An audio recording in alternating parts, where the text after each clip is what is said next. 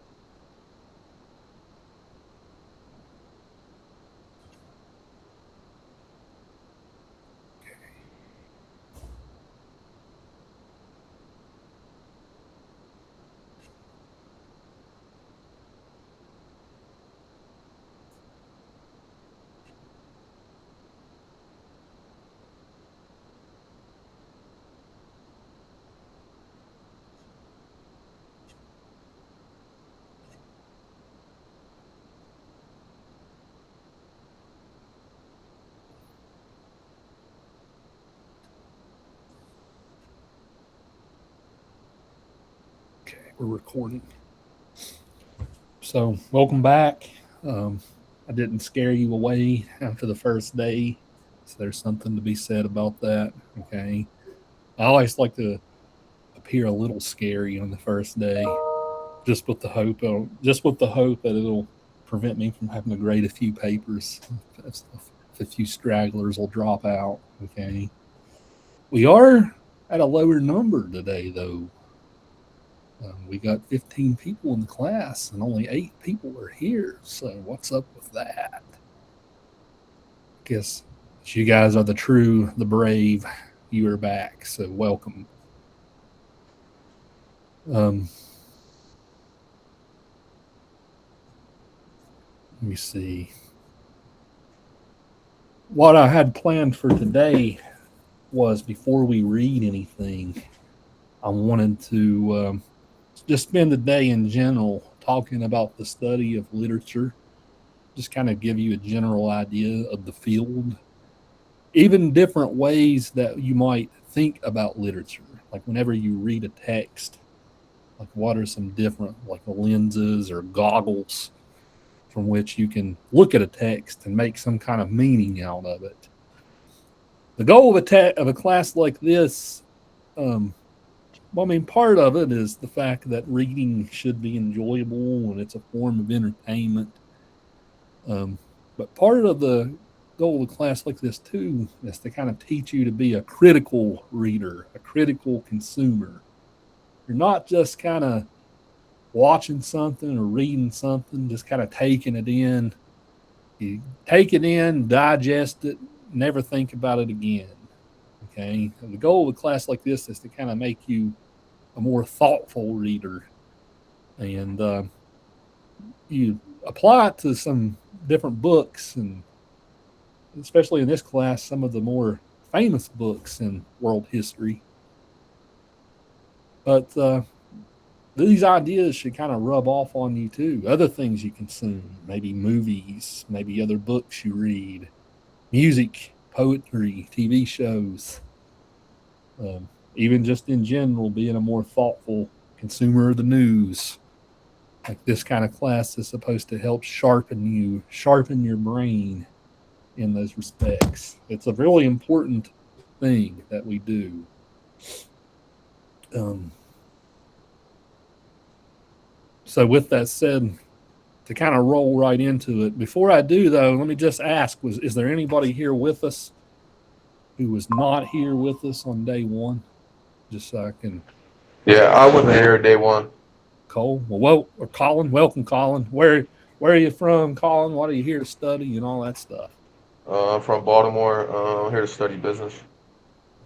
You come all the way to, are you going to play sports? Is that why you came all the way from Yeah, I'm on a Baltimore? basketball team.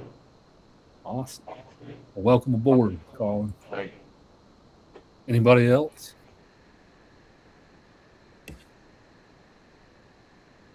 All right. Well, good. Yeah. Usually the first week is always in flux, people jumping around. So to kind of get us rolling, then, what even is literature by definition? What all goes into constructing when a professor puts together a literature syllabus? What kind of thoughts do we do in putting together one? Simply put, literature means letters. It comes from a Latin word. I'll type it here in the comment box.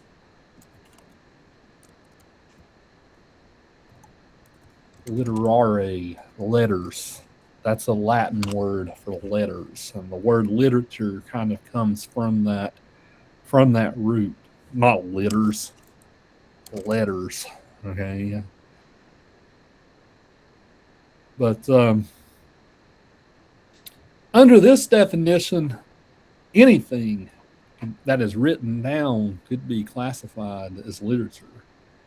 Like, whenever you take a class like this, would you expect to read a court document from 1452?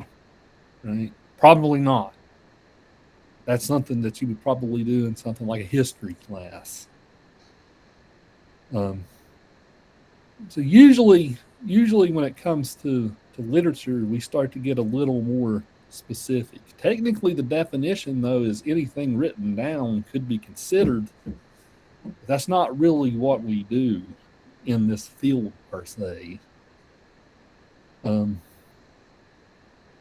Usually there's some type of degree of quality that goes into it. Somebody who's studied it or has some kind of authority in the subject makes a quality judgment of sorts, saying this is good stuff. Other people should read this stuff. And then, well, they have classes like this, then you read the stuff. Question is, though, what makes quality is something subjective. I think that Moby Dick is one of the greatest pieces of fiction ever written. It's in my top 5, okay? But why most people would probably disagree with me on that. There's like a whole 60-page chapter about whale anatomy in Moby Dick, okay? You read something like that, you think, what the heck is this thing? So quality is subjective. Let's just kind of run a thought experiment here. I mentioned the other day book talk, right? I said no shame for the book talk folks, okay? But think about something like 50 Shades of Grey. Let's use that as an example, okay? 50 Shades of Grey. We know the plot. This rich billionaire guy, he wouldn't be so charming if he wasn't a billionaire, okay? Let's face it. He wouldn't be that charming if he was making 100,000 a year, right? He's charming because he's a billionaire. A girl starts working for him. They start getting into some kinky stuff, okay? Now that's the synopsis right there. The domination, BDSM, all that stuff. It became a sensation when it came out. The movie made hundreds of millions of dollars. The book has sold millions of copies. Okay, it is popular literature. The question is, though, would something like that be classified in a class like this as literature? Maybe it could, maybe it couldn't. What do you all think? Would any of you classify something like 50 Shades of Grey or even something like Twilight? Right, we can pick on Twilight if we want to. 50 Shades of Grey was Twilight fan fiction after all. Okay. Would you consider works like that, even not to pick on the overly romantic plots like Twilight or 50 Shades, even think about other popular lit like Harry Potter, for instance, right? Would you consider such things to be literature that you would study in a class like this? One of y'all chime in. Tell me what you think.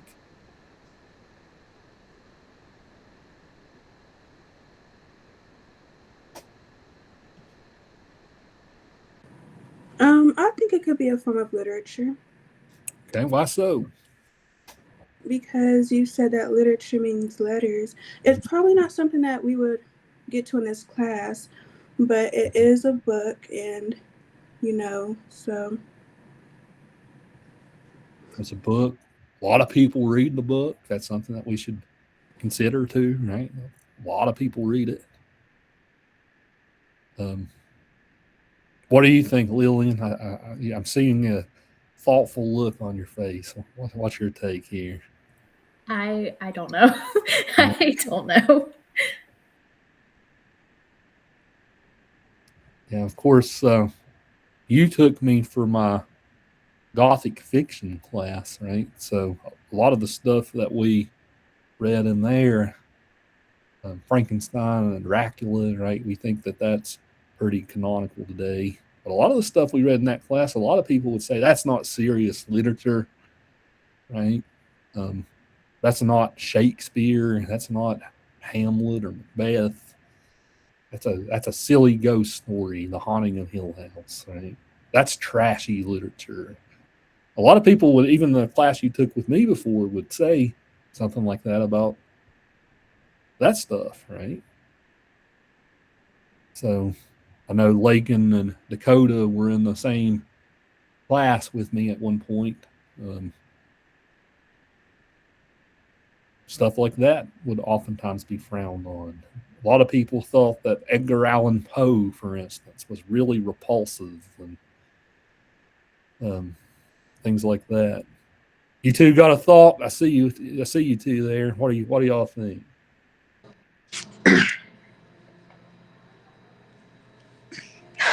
Which one first? I mean, I guess at first I thought it wasn't classic literature, but then you go and talk about like The Haunting of Hill House. Not many people think it is, but then I think otherwise. I think it is. So I guess technically 50 Shades of Grey would be, but it's not one that everyone would consider it. I mean, honestly, I guess I have the same opinion as you. Quality is very subjective, and I guess you could say the same about this. Some people would consider it literature, some wouldn't. It's 50-50, I reckon. 50 Shades of Grey. 50.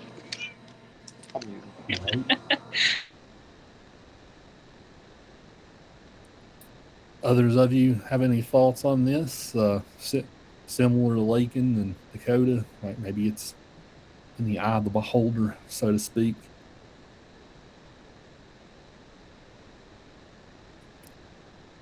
I think there's some truth to that. Usually a distinction that is made is high literature versus popular literature. This is a kind of way of saying high literature is sophisticated literature. This is stuff that speaks to the human condition, right? We're human beings put on this planet. Before you're dead, you need to read this to understand what a human being is. Stuff like Hamlet, for instance, is oftentimes said as being one of the greatest things ever written because it gets humanity more than anybody else. You read stuff like horror fiction. I'm currently reading Salem's Lot by Stephen King right now, okay? Because I'm actually working on a vampire novel myself, okay? The plot of the vampire novel is going to take place in McDowell County in the 1960s. And this boy in the town, coal miners start going missing. Come to find out the coal mine owners are the vampires, okay? And they're leeching off of the people. So that's kind of the plot of the basic outline of what I'm working on, okay? But I'm reading all kinds of other stuff like Stephen King and to prepare. Okay, so Stephen King is kind of another example. Probably you can't go to the books. If you go to the bookstore and go to the horror section, like the whole wall is just for Stephen King. The guy's a machine with how much he writes. Would some people call Stephen King literature? Lots of times, no. You don't see much work on him in literary circles. He writes great books. They're all entertaining. I think he's a great writer. He's underrated, I think. Like people dump on him too much. I think he's a really good writer. He can get crazy sometimes and take things too far sometimes. I don't know if any of you guys have ever read it, right? He takes things too far sometimes, but he's better than what people make him out to be. Very popular though. People consider him that. Some would, some wouldn't. Some people say stuff like horror is just meant to get a cheap rise out of you, give you a cheap thrill. That's a lesser quality than something that speaks to the human experience forever. The general idea of high literature is this. It can be read anytime, any place. You don't have to know diddly squat about the historical context behind whatever the story is. You can read it now. You could have read it 500 years ago. You could read it 500 years from now. It's a story that says something about being a human being. Doesn't matter what the time period is or whatever. That's what a lot of people consider to be literature. So with that said, this creates lots of problems. Depending on when you might take a class like this. You guys are taking this class in 2026. Okay, probably I'm currently almost 40. Okay, so 30 years from now, when I'm about ready to retire, if retirement is a thing with the way things are going economically, okay, 30 years from now, when I retire and I teach this class, it might look radically different. To give you an example, in the study of literature kind of formed in the formal study of it kind of formed in the early 1900s. Okay, usually at first, think about people who might become literature professors. I mean, especially back in the day. I mean, today you see a lot of people coming from blue collar backgrounds like myself. Back in the day, most of the time, people who went into the field came from money, like they could afford the luxury of doing something like studying literature. But a lot of the early ones were like these old stuffy white dude professors, right? They had their nice pipes, right? They probably had a bow tie. That was probably like their whole vibe. Okay. When you had those professors, think about it, most of the time they probably came up with writers who they could identify with. So whenever we think about stuff like this class, a lot of the stuff in this class, the classics, the Iliad, the Odyssey, Shakespeare, the Canterbury Tales, all the stuff. I mean, these folks in the early days of the profession identified it as being great literature and it speaks to everyone in all times. Maybe there's something to be said about that because it's still on the list. But as the decades went on, the profession became more diverse.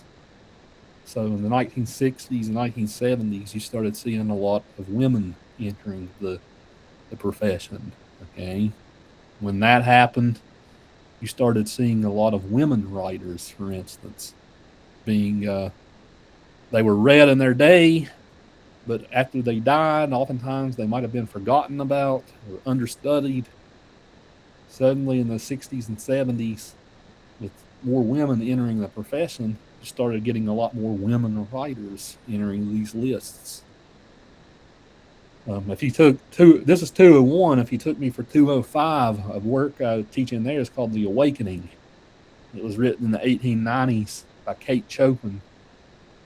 It was pretty popular in its day, but 60 or 70 years after her death, the book went into the annals of history. Nobody remembered it.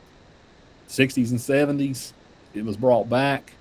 People started reading it again. The Yellow Wallpaper is another example. Some of you have read that with me before. Well, to keep going, right? Get into the 80s, the 90s. You started seeing more diversity in the scholarly academy in terms of stuff like race. Uh, it, it, so you started seeing a lot of, um, in American literature at least, you started seeing a lot of African American writers entering their way in. Some of the best writers in our tradition, people like Langston Hughes, Richard Wright, um, Ralph Ellison, Zora Neale Hurston.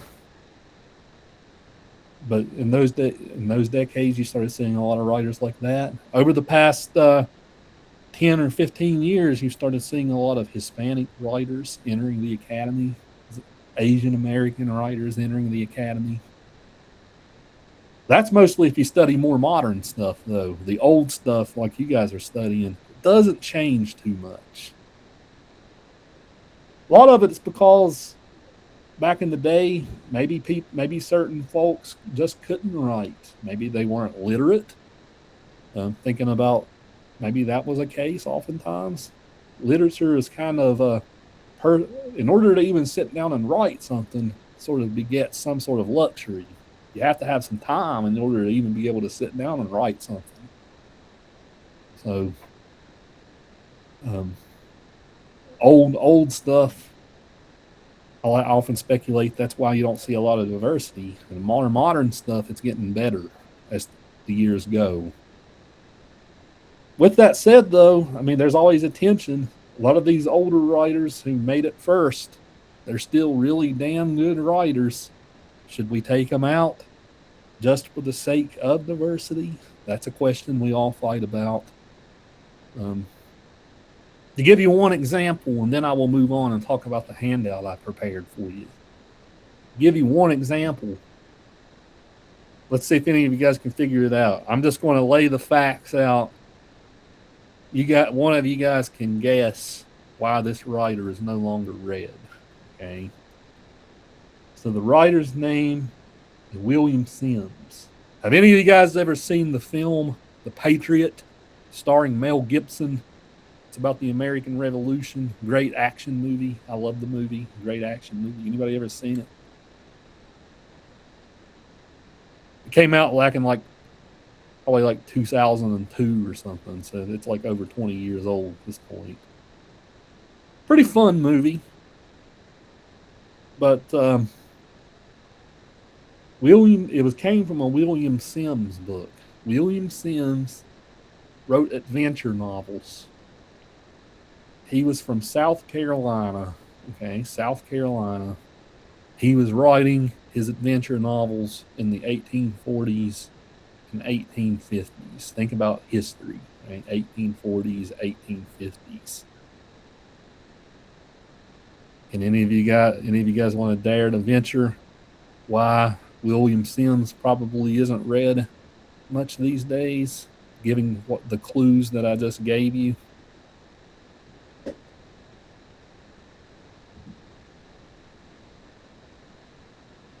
Something happened, right? Something happened in America in the 1860s. What was it? Would it be like the American Revolution or like anything to do with slavery? The Civil War, right? The Civil War was when they fought in the 1860s over abolishing slavery, right? So you knew it. You knew the right war, just didn't know misnamed it. It was the Civil War, right? Back in the 1840s and 1850s, the whole country was being torn apart by the issue of slavery. The North, the South. So you identified it. He was a South Carolina writer. He was a white dude writing in the 1850s.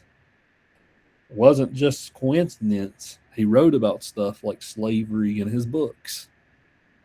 He talked about he was one of those kinds of writers that talked about all the slaves. They have it so good. We treat them so nice down here. There's nothing else they could do because they're so helpless. Like he talked about all this like stuff that we think's reprehensible today. So the guy sold more books than anybody in the 1840s and 1850s. Today, if you open a book of American literature, the whole book Like I have it behind me here. The whole book from about the 1800s is full of nobody but writers from New England. Like there's 0 people in there from the South, pretty much. Why? Well, now we think that those viewpoints are outdated and reprehensible. I personally think it's valuable to teach writers like that just to see how those atrocities were justified. But a lot of people think it's not a good idea to even go near it. So if you textbook today, American Studies 1800s, all writers from New England. You're not getting the whole view of American lit if you just look at New England. Virginia, North Carolina, South Carolina, Georgia, all the states going west as America expanded. Missing out on a lot of stuff. So you can kind of see here how literature is an ideological field in many respects. It changes with the times depending on the attitudes of the times.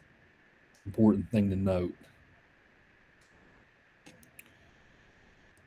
So let's take a look now at this handout I prepared you to kind of get you thinking along the right lines. Again, my goal here in a class like this is teaching you to be a critical reader. I want you to not only read it and understand it, but I want you to think about it.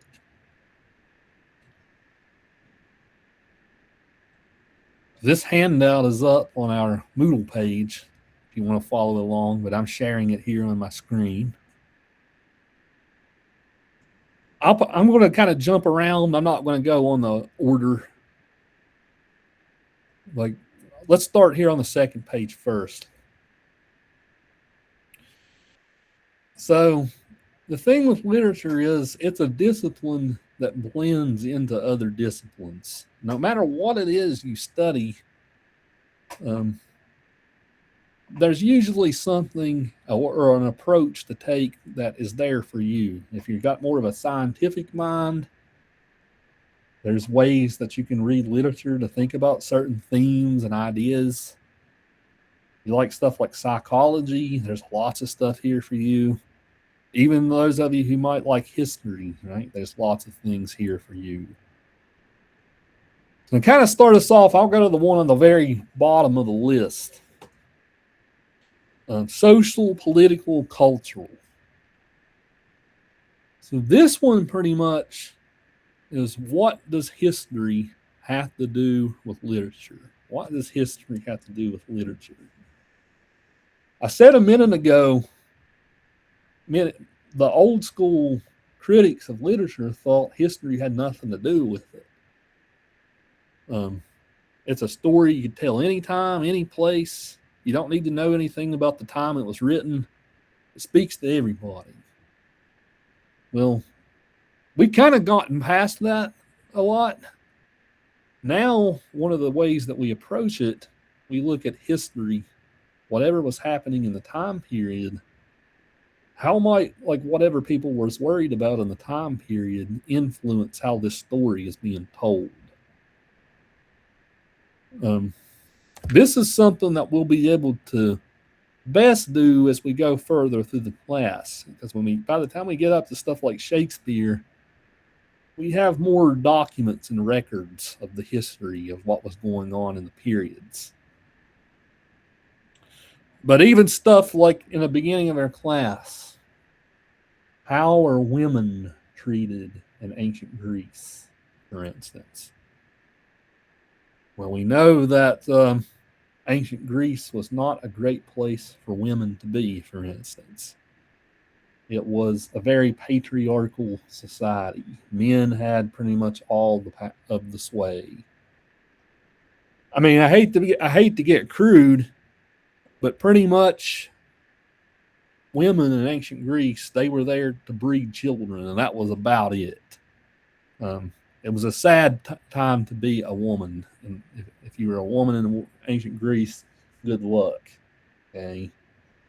They were there to breed children. They were kind of looked at as objects and as property, and things like that. You will see that in the very first reading for next Thursday or for next Tuesday. You will see it. A lot of at the beginning of the Iliad, they're arguing about how to divide the treasures that they've won in the war. One of the treasures is a sex slave, right? That's a concubine. They're arguing about what to do with her. So, just to use the example of history here, what do we know about women in ancient Greece? Well, we know things weren't great for them. Even when it came to relationships and stuff, ancient Greece was a period when it comes to stuff like sexuality, they were much more liberal about it then than even today. Today is getting more and more so. Back in the day, stuff like homosexuality wasn't even thought of as taboo. It was just something everybody did. Okay, maybe not everybody, but the majority. So oftentimes you saw these weird relationships come up. Like a man might be married to a woman, they would have kids and stuff. But oftentimes you would see these, like in the ancient period, these older men would take on a younger boy as an apprentice and teach them their trade and stuff.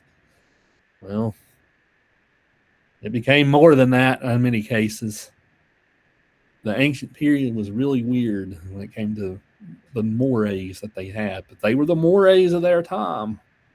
Look back on them and judge them, that's one thing. That was the mores of their time, and they were different. And when it comes to something like women in the ancient period, we know things weren't great. So whenever we do stuff like read these stories, we read about these women in the Iliad next week, like Briseis, who is one of the concubines. We'll learn about Hector's wife, Andromache. All these characters, how much power do they have? Not much. Whenever we read Penelope in the Odyssey is one of the great examples of women characters. She's oftentimes read as a very strong woman in the Odyssey. We'll talk about her a lot. Medea, which we'll read around midterm, it's a play about an awful, god-awful woman who kills her own family just to get revenge on her cheating husband. Okay? She sounds like she's a pretty awful person. But knowing what we know about women in ancient Greece, did she have a point? So these are kinds of questions we'll ask. We'll always kind of bring history into the conversation. What was going on in the time? How did it relate? Likewise, to go up, we will also bring psychology into the conversation quite a bit. Psychology and literature go together like peanut butter and jelly, okay? So most of the stuff that we'll read in this class, psychology stole from these stories. And some of the original theories of psychology came from these stories. Anybody in here took Psych 101? Anybody took Psych yet? Ellie? Well, I'll call on you then, Ellie. In Psych 101, did you learn about Sigmund Freud, the famous psychologist, Sigmund Freud? Is that a name that strikes a bell? Yes. Okay.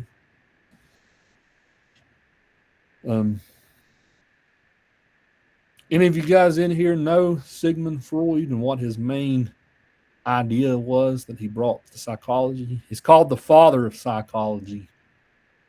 Right? Some of you know this because you took my other class. Okay. But any of you maybe learned from a psychology professor what Freud was about? What did he say?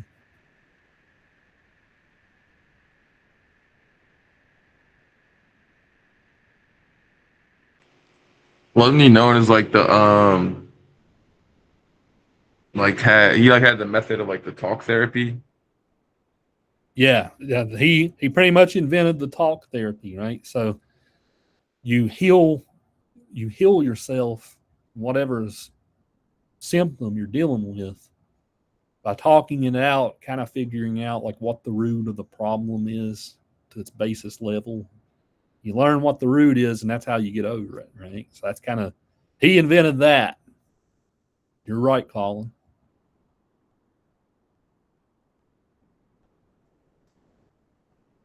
Ellie says he had a lot of theories of our unconsciousness, is what he talks a lot about. Yes, that too. Kind of, you guys are on the right track, all of you. Blake and Dakota, you guys remember this from last semester? The Freud stuff. I remember we talked about it with Frankenstein.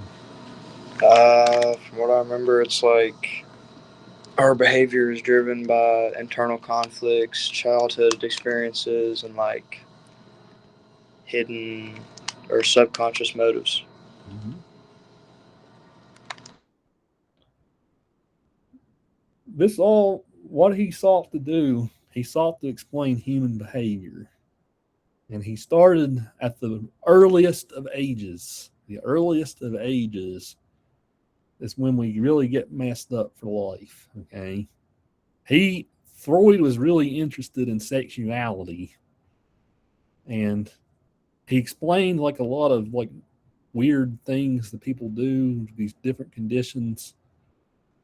But for men, at least, he explained his idea as the Oedipus complex. Right? The Oedipus complex comes from a story that we will read in week 7 called Oedipus the King. Okay? The Oedipus the King is a story about a guy who accidentally, he doesn't do it on purpose, but he accidentally marries his own mother. Okay? How do you accidentally marry your own mother?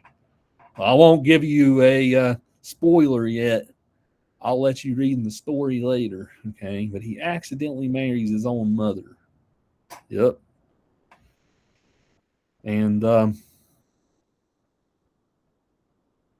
there's a whole thing where he was given up at birth and adopted by somebody else. So the woman he marries, he had no way of knowing she was his mother. Right, Ellie. You're right in the comments. He says that even at that earliest of ages, infants grow an infant boys in particular grow an overbearing attachment to their mother.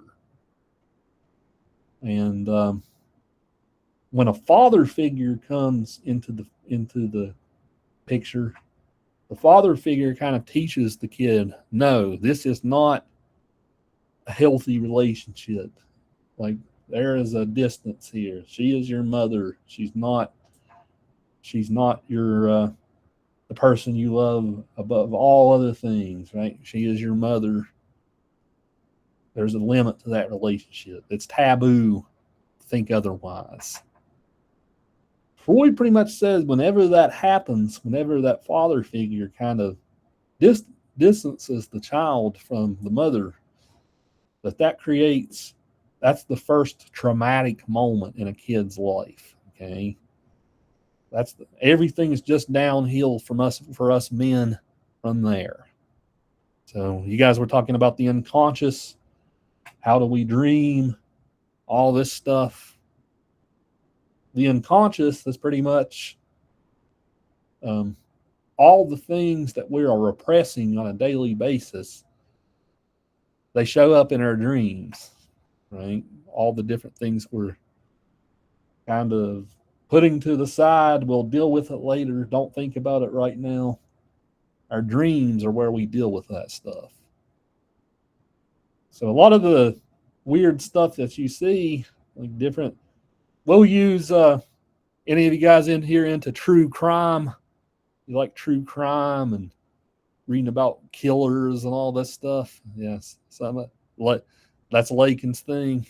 I see. Okay. My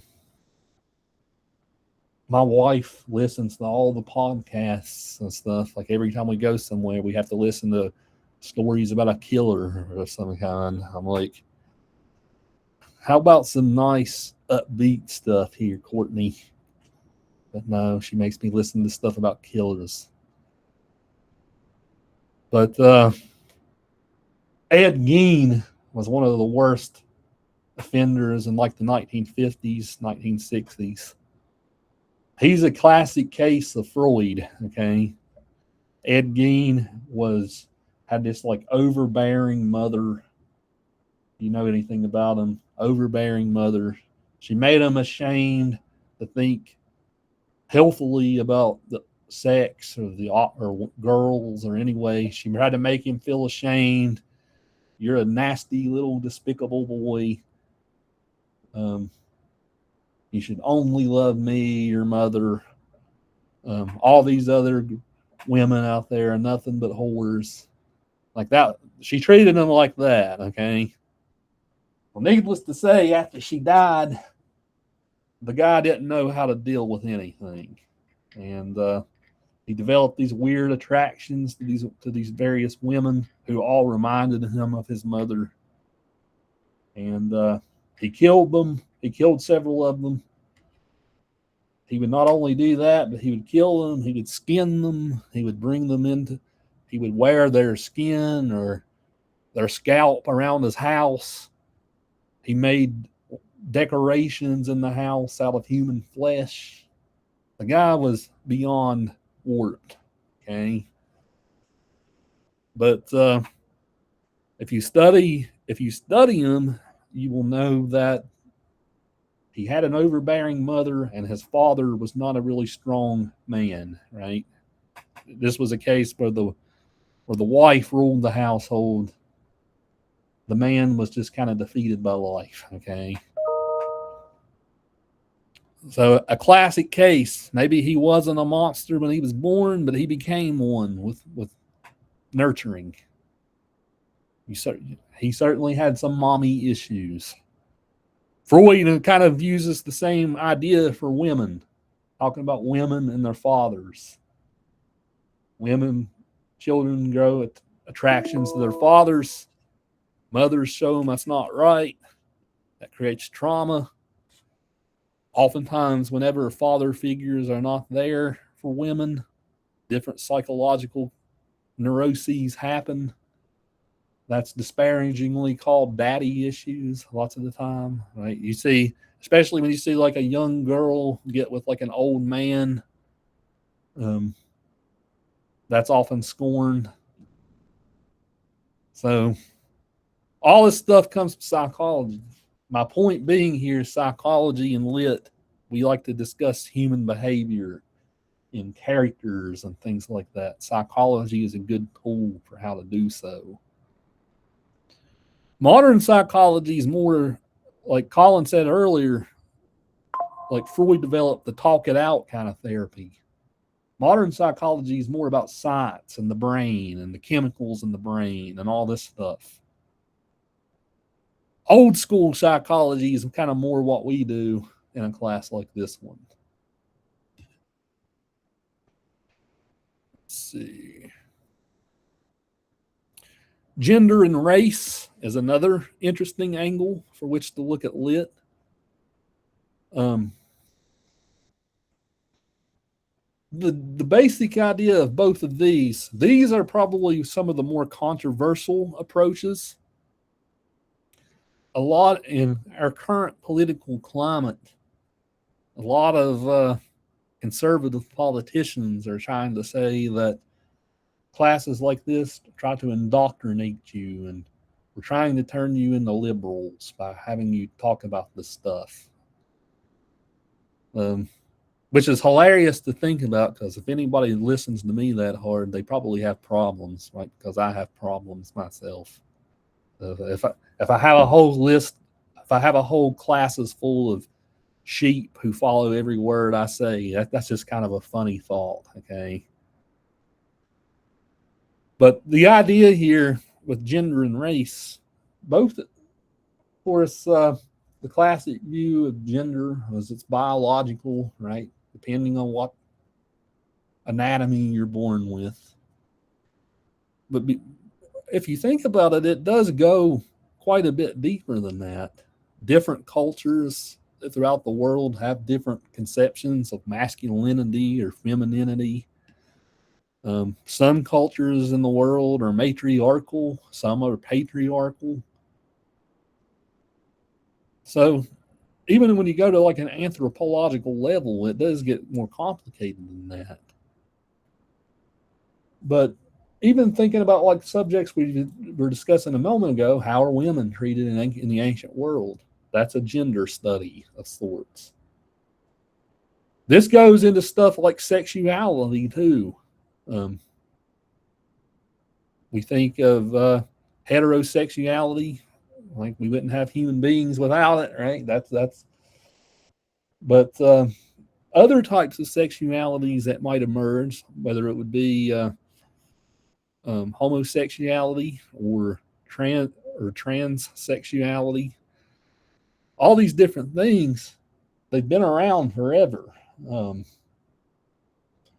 But the thing is, and most of the time in the literature that you read, a lot of the times these things were taboo. They weren't in ancient Greece, but they were in a lot of other periods. So oftentimes when stuff like sexuality comes up, the writers have to write about it in this coded way. Like oftentimes they don't spell it out for you. They talk about it in these like coded ways. So stuff like that we're interested in when looking at literature. And race is the same kind of thing. Like the idea of race is it's also more than just skin deep, like whatever the color of your skin might be. Race is something that is also culturally constructed. And that's something that we will oftentimes talk about in these types of classes. A little bit of it in this class, but both of these things are more prominent in 205, I would say. A little bit. But the other class, there's a lot more of this kind of stuff. A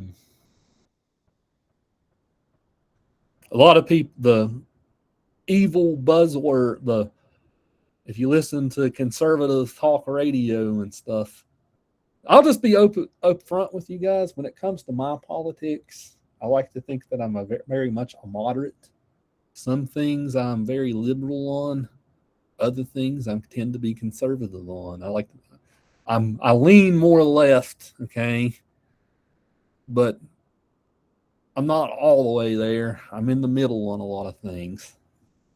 So when I say this stuff, take it from a centrist. I consider myself a centrist in many ways. But a lot of conservative talk radio and stuff talks about critical race theory. They're teaching critical race theory in the colleges. They're brainwashing everybody into liberals. Well, when they talk about it, they have no freaking idea what critical race theory even is. Critical race theory is pretty much just the idea that race is socially constructed. It's more than just the color of your skin. But it's also kind of the foundation of the idea kind of starts with if you're a white person, especially living in a place like America, you have advantages that other people do not have. For instance, if you were walking down the street, okay, maybe that's not in most places, okay. Like I used to live in Beckley, okay, so downtown Beckley, you see all the drug addicts walking up and down the street, okay. You might think, okay, they're up to no good. Race has nothing to do with it. But in a lot of places, let's say you were living in, I don't know, Atlanta. Let's use Atlanta. If you were walking up an upscale neighborhood, you're an African American person, you're walking around in an upscale neighborhood, probably predominantly white, cop would drive by you, you would probably be looked at with intense suspicion. Okay. Whereas if you were white, you wouldn't. That doesn't seem, I mean, this is my opinion. I'm not telling you you have to believe what I think. That's not who I am as a professor. But in my opinion, that's not a very controversial idea. It's common sense, if you ask me. It doesn't always apply, like my Beckley example, right? Everybody in downtown Beckley's up to some shit. Okay, not any particular race or whatever. That's one of the reasons why I moved the hell out of there. I had my car stolen when I lived in Beckley. That was a whole thing. When I got the car back, it was completely trashed. It had all these drugs and stuff in it. The police never bothered to check it. The guy who stole the car left his cell phone in my car. When I was cleaning it out, I found a cell phone. I called the Beckley police and was like, hey, idiots, I solved your case. Who stole the car? That wasn't the end of the story. I had a guy vandalize my car after all that happened. He got evicted from the apartment building and took it out on me, thinking I had something to do with it. And the story tragically concludes with somebody driving 70 miles an hour on a 25-mile-an-hour road in the middle of the night, plowed into a power line, and the power line fell right on top of my car. So you wonder why the heck I moved out of Beckley, those of you who used to have me on the Beckley campus. There you go, okay? My point being, maybe this idea doesn't apply here, but other places it does, and it seems like common sense. I don't see how that's controversial. I think it's just a buzzword that's being used to scare people and rile people up. It's really not that controversial. That's my hot take, whatever it's worth. I'm a person who studies this stuff pretty intensely. A couple of these other ones, biographical. We'll move back up to the top of the list. Biographical. What do we know about an author? How might what we know about this author have shaped how this author created this work? The problem with this class is oftentimes we don't know much about an author, or even if an author was real or not. We're going to spend the first 4 or 5 weeks in the class just talking about the Iliad and the Odyssey. Homer's kind of a caricature. He was a blind writer. He came up with this story. It became a story that was told over generations. We don't know if there was actually a real dude named Homer. It's just a name we put just to have an author on this work. Even somebody like Shakespeare, you think to yourself, Shakespeare was a real guy. I read Romeo and Juliet or Hamlet, I know. A lot of people don't think Shakespeare was a real guy. They think that the reason for this is bullshit, okay? A lot of people don't think Shakespeare was a real guy because he was not rich. He's not come from a rich family. He was a blue-collar, middle-class person who got the equivalent of a high school education. A lot of people think Shakespeare wasn't a real guy because how could somebody with that basic of a background have written stuff like Hamlet or Twelfth Night, Macbeth? That's kind of an elitist BS way of thinking, if you ask me. But there's a whole literature of stuff out there about why Shakespeare wasn't a real guy. A lot of people think he was like a royal person, and that was just a pseudonym that they came up with.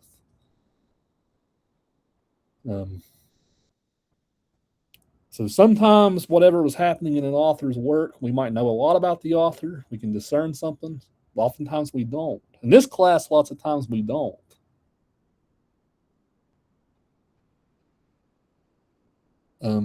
Disability. How does literature treat the disabled? What types of attitudes and stereotypes might come about with how we think about the disabled? Literature is responsible for a lot of these different attitudes and stereotypes we might have. For instance, oftentimes you'll see monster characters in literature. How are these monster characters depicted? Oftentimes there's something disfigured with them, something off. It's kind of a suggestion. If you're different than the mainstream, you're disabled. And with that comes evil. Fun fact, any of you guys in here left-handed? Any southpaws in here? Ellie's a southpaw. Are you a southpaw, Lakin? I saw a nod over there. No. So we got one. We got at least one. Ellie's a southpaw. Anybody else?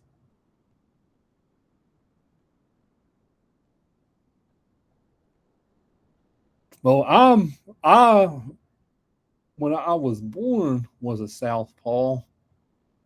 Whenever I was in kindergarten in the early 90s, they made me convert to being right-handed. Okay.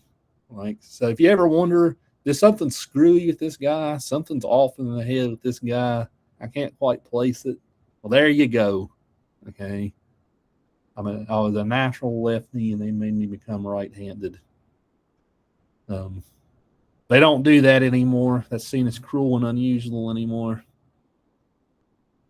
But to give you an example of disability here, in Latin, the ancient word for right-handed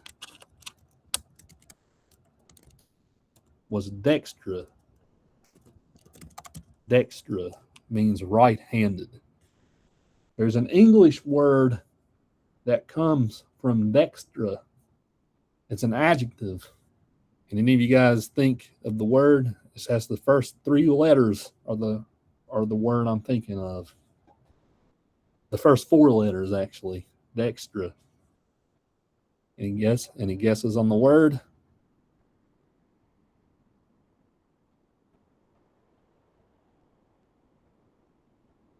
You put your word vocabulary to the use here. Any guesses?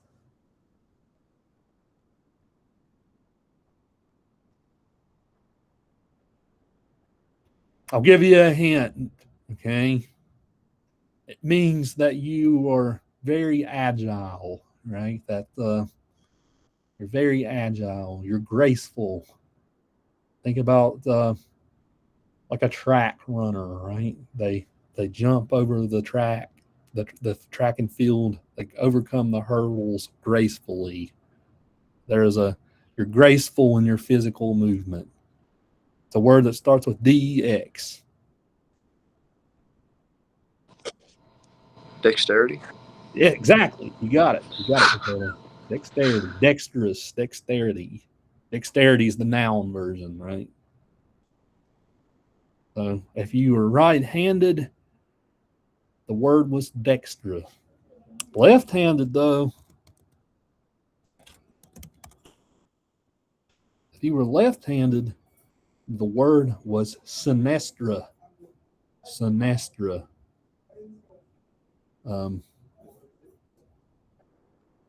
This is a word, but give you the hint here. This is a word. Somebody is evil. Somebody is off. Sinister. Sinister, right? Sinister. So, you ever wondered why there seems to be kind of a societal prejudice against left-handed people, even to the point of making a child convert to being right-handed, like me? There was this attitude that if you were left-handed, something was off with you, something was weird, something was sinister. We have to get you to the norm, the dexterous folks out there. So this goes back to the ancient Rome, okay? This idea goes back to ancient Rome. You see stuff like this, Even something as simple as being left-handed, you don't think of that as being a disability, but they thought of it that way. So stuff like this we study in the discipline of literature as well.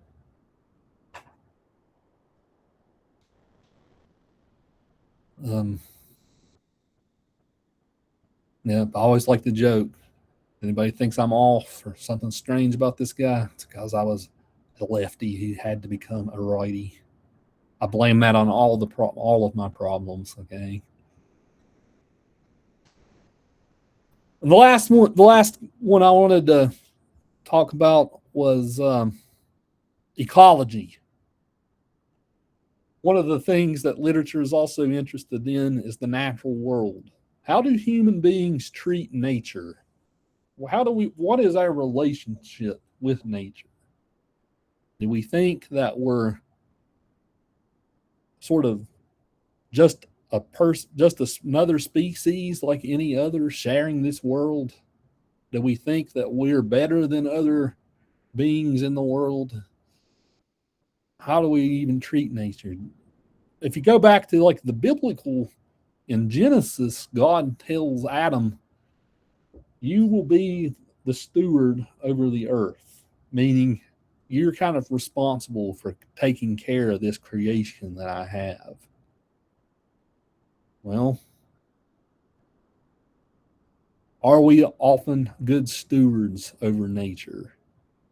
Arguably not, okay? So another thing we're often interested in, how do we treat nature? How do we depict it even? Even animals, like certain animals are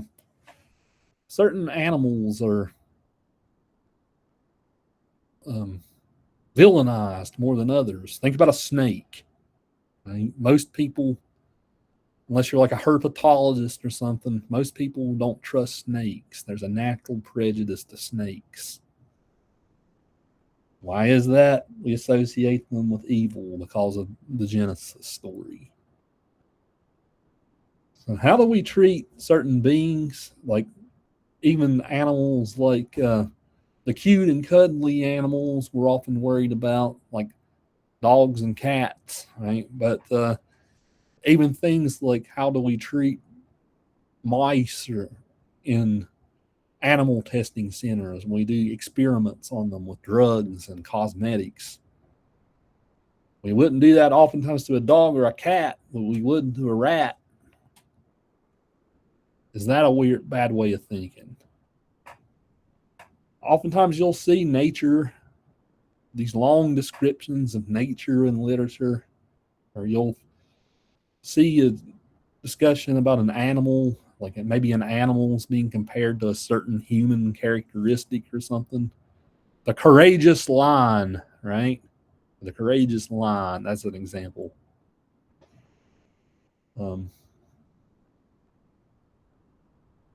These things matter, and they're interesting things to unpack when looking at literature. So now, with this said, you guys now have a framework for which to approach the subject. So whenever you start your readings next week, I don't want you to blindly read what you read and take in just the plot. Think a little deeper. What I suggest you do, you have, of course, there'll be the books that you'll get, the hard copies. But stuff like next week, the PDFs,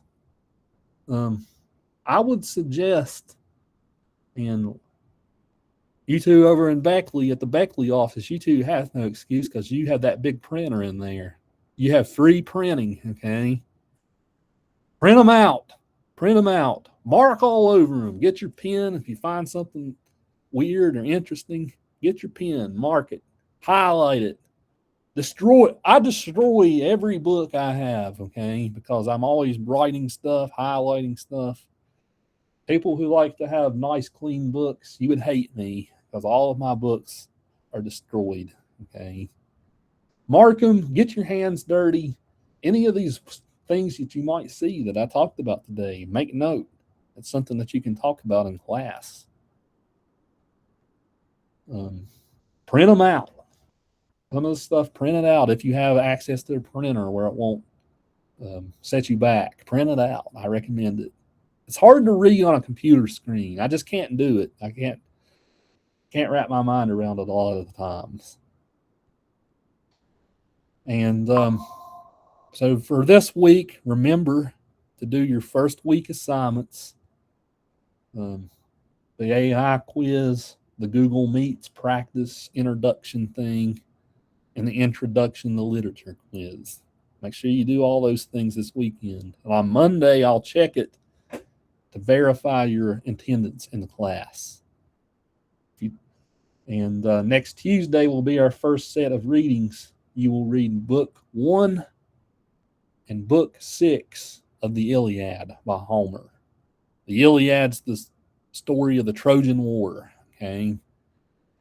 To give you just a little context for the Trojan War, the whole thing starts, it's a myth, it's the most famous mythological war in mythology. The idea is the whole thing starts, there's this shepherd named Paris, and the city today is named after this character. Okay. A shepherd named Paris. 3 Greek goddesses decided that they're going to have a beauty contest. And they appear to this dude and offer him a choice. The 3 goddesses, Hera, who is Zeus's wife, right? She comes to him. Athena, the goddess of wisdom, shows up to this guy.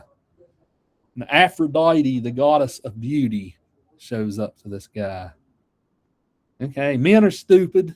Okay, we're all stupid. I'm stupid. I admit it, I'm a stupid man. Okay. Who do you think the stupid dude picked of those 3? Throw me a bone. Did he pick the brainy girl? Did he pick the motherly goddess? Or did he pick the smoking hot goddess? What do you think? Aphrodite. There you go. There you go. Men are fickle creatures, right? We're ruled by our eyes, as they say. He picked her. She gave him a prize. The prize for picking her was she granted him the most beautiful woman in the whole world. You know, that beautiful woman's name was Helen. The only problem is Helen was already married to a Greek king named Menelaus. So Paris was a Trojan. So this starts the whole conflict called the Trojan War. And when you start the Iliad, it picks up right in the middle of the war. It starts right in the middle of it. The story is already going on. So that's all you need to know to get rolling, okay? So next time you will be introduced to the 2 main characters, Achilles and Hector. A lot of what we'll do next time is kind of break these characters down, kind of see which one we vibe with more. Okay.